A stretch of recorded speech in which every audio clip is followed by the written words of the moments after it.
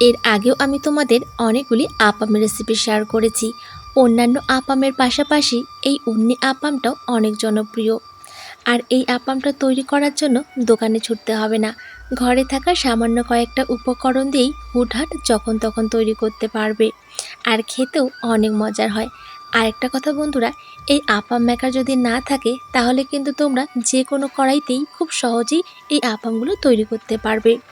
নমস্কার বন্ধুরা, আমি সবিতা। আমার চ্যানেলে তোমাদের সবাইকে স্বাগত।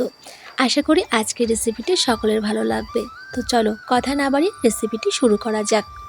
তো এই রেসিপিটি বানানোর জন্য প্রথমে একটা মিক্সিং বলে আমি নিয়ে নিচ্ছি 2 কাপ আতপ চাল।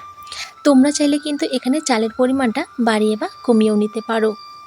এবার জল দিয়ে 3 থেকে 4 বার খুব ভালোভাবে জল পাল্টে পাল্টে চালটাকে ধুয়ে নিতে হবে, কারণ চালের মধ্যে কিন্তু অনেক নোংরা থেকে থাকে। তাই অবশ্যই আগে চালটাকে খুব ভালোভাবে ধুয়ে নেবে।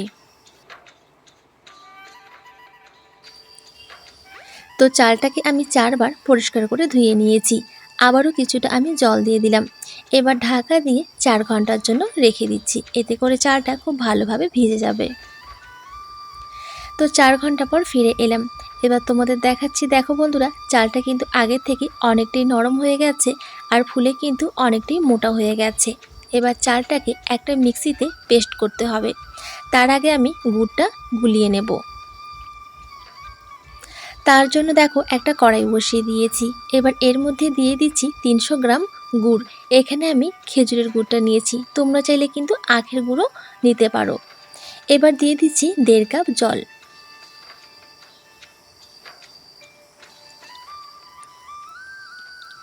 এবার গুড়টাকে গলে যাওয়া পর্যন্ত অপেক্ষা করতে হবে। তো গুড়টা আমার খুব ভালোভাবে গুলে গেছে। দেখো ঠিক এইভাবে কিন্তু গুড়টাকে গুলিয়ে নিতে হবে। এবার আমি নামিয়ে খুব ভালোভাবে গুড়টাকে কিন্তু ছেঁকে নেব, কারণ গুড়ের মধ্যে কিন্তু অনেক নোংরা থেকে থাকে। তাই অবশ্যই গুড়টাকে কিন্তু আগে খুব ভালোভাবে ছেঁকে নেবে। তো দেখো ছাঁকনির মধ্যে কিন্তু অনেকগুলো নোংরা রয়েছে, তাই অবশ্যই গুড়টা কিন্তু দেওয়ার আগে খুব ভালোভাবে ছেঁকে নেবে। এবার আমি ভেজানো চালগুলোকে পেস্ট করে নেব। আর এখানে কিন্তু আমি ছোট মিক্সির জারটা নিয়েছি, তাই অল্প অল্প করে চাল আমি পেস্ট করে নেব। তো এখানে আমি কিছুটা চাল নিয়ে নিলাম। এবার যে আমি গুড়টা তৈরি করলাম সেই গুড়টা কিন্তু এর মধ্যে দিয়ে দিচ্ছি। তবে খুব বেশি কিন্তু গুড় দেওয়া যাবে না, এতে করে কিন্তু পেস্ট করতে অসুবিধা হবে। এখানে আমি হাফ কাপের মতো গুড় দিয়ে দিলাম। এবার ঢাকনা দিয়ে একটা স্মুথ পেস্ট তৈরি করে নিতে হবে। তো পেস্ট তৈরি করা হয়ে গেছে। দেখো ঠিক এরকম কিন্তু একটা পেস্ট তৈরি করতে হবে। আর লক্ষ্য রাখবে পেস্টের মধ্যে যাতে কোনো দানা ভাব না থাকে, ঠিক সেইভাবেই কিন্তু পেস্ট করে নিতে হবে। এবার এখানে আমি 3টি কলা নিয়ে নিয়েছি। আর যদি কলার সাইজটা একটু বড় হয় সেক্ষেত্রে তোমরা কিন্তু এখানে একটা কলা নিয়ে নিতে পারবে। আর যেহেতু এখানে আমি কলার সাইজটা একটু ছোট নিয়েছি, তার জন্য কিন্তু আমি এখানে 3টে কলা নিয়ে নিয়েছি। এবার কলাগুলোকে ছুলে এর মধ্যে আমি দিয়ে দিচ্ছি। এবার ঢাকনা দিয়ে আবারও একটা স্মুথ পেস্ট তৈরি করে নেব। তো পেস্ট তৈরি করা হয়ে গেছে। এবার এটাকে একটা মিক্সিং বোলের মধ্যে আমি ঢেলে নিচ্ছি।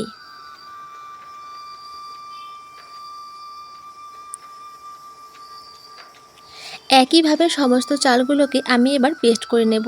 তার জন্য আবারও কিছুটা চাল নিয়ে নিলাম। আবারও এর মধ্যে কিছুটা গুড় দিয়ে দিচ্ছি। ঠিক এইভাবেই অল্প অল্প চাল আর অল্প অল্প গুড় দিয়ে আমি এখন চালগুলোকে পেস্ট করে নেব। তো সমস্ত চালগুলোকে পেস্ট করা হয়ে গেছে। এবার এটাকেও এর মধ্যে আমি ঢেলে দিলাম। এবার একটা হাতা দিয়ে খুব ভালোভাবে ব্যাটারটাকে ফেটিয়ে নিতে হবে। আর এর সময় যদি মনে হয় যে ব্যাটারটা একটু ঘন হয়ে গেছে, সেক্ষেত্রে একটু জল দিয়ে আবারও খুব ভালোভাবে ব্যাটারটাকে ফেটিয়ে নেবে। তো আমার কিন্তু একটুখানি গুড় বেঁচে গেছিলো, তো সেই গুড়টা কিন্তু আমি এর মধ্যে দিয়ে দিচ্ছি, যেহেতু আমার ব্যাটারটা এখনও অনেকটাই ঘন রয়েছে। আর তোমরা এখানে কতটা মিষ্টি খাবে সেই অনুযায়ী কিন্তু গুড়টা এখানে দিয়ে দেবে। আবারও খুব ভালোভাবে নেড়ে চেড়ে আমি ব্যাটারটাকে ফেটিয়ে নিচ্ছি। আর এখানে ব্যাটারটা যত ভালোভাবে তোমরা একটু ফেটিয়ে নেবে, এই আপামগুলো কিন্তু ততটাই নরম হবে আর ফুলকো ফুলকো হবে। তাই অবশ্যই এই কাজটা একটু সময় আর ধৈর্য ধরে করবে। তো দেখো প্রায় 5 থেকে 7 মিনিট সময় ধরে আমি ব্যাটারটাকে খুব ভালোভাবে ফেটিয়ে নিয়েছি। আর ব্যাটারের ঘনত্বটা কিন্তু ঠিক এরকম হবে, খুব বেশি পাতলাও হবে না, আবার খুব বেশি ঘনও হবে না। তোমরা ভিডিওতে যেরকম দেখতে পাচ্ছ ঠিক সেরকম ঘনত্বের একটা ব্যাটার তৈরি করে নেবে। এবার ঢাকা দিয়ে 7 ঘন্টার জন্য রেস্টে রেখে দেব। তোমরা যদি এই আপামগুলো সকালে তৈরি করো তাহলে কিন্তু এই ব্যাটারটা রাতেই তৈরি করে রাখতে পারবে। আর যদি বিকেলবেলা করো তাহলে কিন্তু এই ব্যাটারটা সকালে তৈরি করে রাখতে পারবে।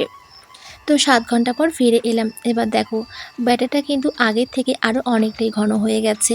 তবে এখানে কিন্তু আমি আর কোনো জল ব্যবহার করব না। এই আপাম বানানোর জন্য ব্যাটারটা কিন্তু ঠিক এরকমই তৈরি করতে হবে। আর তোমাদের কাছে যদি ব্যাটারটা এর থেকেও একটু বেশি ঘন হয়ে যায় সেক্ষেত্রে আবারও সামান্য একটু জল দিয়ে ব্যাটারটাকে খুব ভালোভাবে ফেটিয়ে নেবে। এখন কিন্তু আপাম বানানোর জন্য এই ব্যাটারটা পারফেক্টলি তৈরি হয়েছে। তবে এখানে কিন্তু আমি আরও কিছু মশলাপাতি অ্যাড করব, এতে করে খেতে ভালো লাগবে আপামগুলো। তার জন্য দেখো একটা কড়াই বসিয়ে দিয়েছি, আর কড়াইয়ের মধ্যে দিয়ে দিলাম সামান্য একটু তেল, আর দিয়ে দিচ্ছি কিছুটা বাদাম। এবার বাদামটাকে হালকা করে ভেজে নেব। তোমরা চাইলে এখানে বাদামের পরিবর্তে নারকেলও ছোট ছোট টুকরো করে ভেজে নিতে পারো।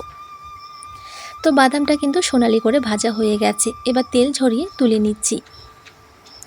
এবার ভেজে রাখা বাদামগুলো ঠিক এই ব্যাটারের মধ্যে আমি দিয়ে দিচ্ছি, আর দিয়ে দিচ্ছি 4টে ছোট এলাচ আমি থেতো করে নিয়েছি, এতে করে খুব সুন্দর একটা ফ্লেভার আসবে। দিয়ে দিচ্ছি 1 চিমটে লবণ, আর দিয়ে দিচ্ছি হাফ চামচের একটু কম কালো জিরে। আমার কিন্তু কালো জিরের ফ্লেভারটা ভীষণই ভালো লাগে, তাই কালো জিরেটা আমি দিয়ে দিলাম। তোমাদের যদি পছন্দ না হয় তাহলে কিন্তু তোমরা স্কিপও করতে পারো। এবার সমস্ত কিছু আবারও ব্যাটারের সাথে খুব ভালোভাবে মিশিয়ে নেব। তো ব্যাটারের সাথে সমস্ত কিছু খুব ভালোভাবে মিশিয়ে নিয়েছি। এবার কিন্তু আপাম বানানোর জন্য ব্যাটারটা পারফেক্টলি তৈরি হয়ে গেছে। চলো এবার আমি আপামগুলো ভেজে নেব, আর ব্যাটারটা আবারও তোমাদেরকে একটু দেখিয়ে দিচ্ছি। ঠিক এরকম ঘনত্বের একটা ব্যাটার কিন্তু তৈরি করে নেবে। তো আপাম তৈরি করার জন্য প্রথমেই একটা আপাম মেকার আমি বসিয়ে দিয়েছি। যখন আপাম মেকারটা একটু গরম হয়ে যাবে তখন এর মধ্যে দিয়ে দিচ্ছি তেল। আমি এখানে তেলটা একটু বেশি পরিমাণে দিয়ে দিচ্ছি। এবার তেলটাকে খুব ভালোভাবে গরম করে নিতে হবে। তেলটা যখন খুব ভালোভাবে গরম হয়ে যাবে তখন আমি এর মধ্যে অল্প অল্প করে ব্যাটার দিয়ে দিচ্ছি। আর যখন ব্যাটারটা দেবে তখন কিন্তু খুব ভালোভাবে ব্যাটারটাকে একটা হাতা দিয়ে নেড়ে চেড়ে নেবে, তারপরে কিন্তু ব্যাটার দেবে।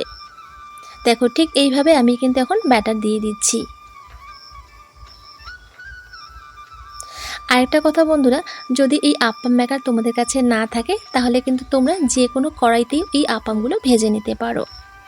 এবার ঠিক এইভাবে আমি কয়েক সেকেন্ডের জন্য রেখে দেব। কয়েক সেকেন্ড পর দেখবে যে খুব সুন্দর একটা কালার এসছে, আর একেবারেই ফুলকো ফুলকো হয়েছে। তখন কিন্তু এইভাবে উল্টে দিতে হবে। তো বন্ধুরা, তোমাদের কাছে অনুরোধ করব তোমরা কিন্তু বাড়িতে একবার হলেও এই আপ্পামটা ট্রাই করো। খেতে এতটাই মজার হয় না বন্ধুরা, যে বলে বোঝানো যাবে না। না খেলে এর স্বাদ বুঝতেই পারবে না। অনেক সময় কিন্তু বন্ধুরা আমাদের রুটি আর পরোটা খেতে খেতে একদমই খেতে ভালো লাগে না। তখন যদি একটু অন্যরকম খাবার বানিয়ে নেওয়া যায় তাহলে কিন্তু খেতে বেশ ভালোই লাগে। তো অবশ্যই কিন্তু বাড়িতে একবার ট্রাই করো। তো দেখো আপামগুলোকে কিন্তু আমি উল্টে দিয়েছি। অপর পিঠটাও কিন্তু আমি কয়েক সেকেন্ডের জন্য হতে দিয়েছি। আর দেখো কতটা ফুলকো হয়েছে, আর খুব সুন্দর কিন্তু একটা কালারও চলে এসছে। এবার আমি তেল ঝরিয়ে অন্য একটা পাত্রে তুলে নেব। তো এই ফাঁকে তোমাদের কাছে ছোট্ট একটা রিকোয়েস্ট করব বন্ধুরা, যদি আমার রেসিপিগুলো তোমাদের ভালো লেগে থাকে তো অবশ্যই একটা লাইক দিয়ে আমার চ্যানেলটিকে সাবস্ক্রাইব করো। আর একটা ছোট্ট রিকোয়েস্ট করব বন্ধুরা, আমার এই ছোট্ট পরিবারে এসে একটু ঘুরে যাওয়ার জন্য। আশা করি ভীষণই ভালো লাগবে। তো একইভাবে সমস্ত আপামগুলোকে আমি তৈরি করে নিয়েছি। আর দেখতে যেমন কিউট না বন্ধুরা, খেতেও কিন্তু অনেক মজার হয়। আর একটা কথা বন্ধুরা, গরম গরম খেতেও কিন্তু ভালো লাগে এই আপামগুলো, আবার ঠান্ডা হওয়ার পরেও কিন্তু খেতে ভীষণই ভালো লাগে। আর একবার বানিয়ে 3 থেকে 4 দিন পর্যন্ত কিন্তু সংরক্ষণও করা যায়। তো অবশ্যই কিন্তু বাড়িতে ট্রাই করো। আর দেখো কতটা সফট হয়েছে, আর ভেতরটা তো একেবারেই জালি জালি হয় বন্ধুরা। তোমাদের ভেঙে দেখাচ্ছি তাহলেই বুঝতে পারবে। তো আমার আজকের রেসিপিটি তোমাদের কেমন লেগেছে অবশ্যই কমেন্টে জানাবে কিন্তু। আর তোমাদের ফ্যামিলি আর ফ্রেন্ডসের সাথে শেয়ার করার জন্য অনুরোধ থাকলো। তো চলো আজকে এখানেই বিদায় নিচ্ছি, দেখা হচ্ছে পরের রেসিপিতে। সবাই ভালো থেকো, সুস্থ থেকো।